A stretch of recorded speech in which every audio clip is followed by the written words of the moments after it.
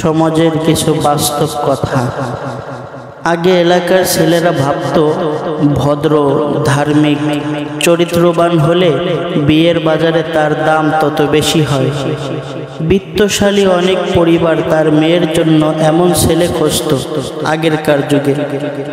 সেটা যতই বেকার ও দরিদ্র হোক, তারা জানতো একটা ভালো ছেলের হাতে দিলেই মেয়ে সর্বদা সবসময় সুখী হবে ইনশাআল্লাহ। আর এখন ছেলেরা জানে প্রতিষ্ঠিত হলে বিয়ের বাজারে তার কদর খুব বেশি হয়।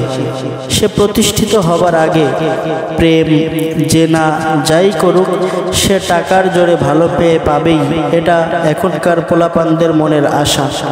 এজন্যই আজ ছেলেরা ভালো হবার প্রতিযোগিতা করে না, চরিত্র রক্ষার চেষ্টাও তারা এখন করে না। সে ভালো করেই জানে বিয়ের আগে আমি যা কিছুই করি না কেন, ফুর্তি করি, আবাসিক হোটেলে যাই, যা করি না কেন, ক্যারিয়ার হলে বিয়ে দুই চোখ বন্ধ করে অবশ্যই করা যাবে। তো এই সমাজে ডিভোর্স হবে না, ডিভোর্স কি হবে পশু পাখির মধ্যে? বলুন তো আপনারা।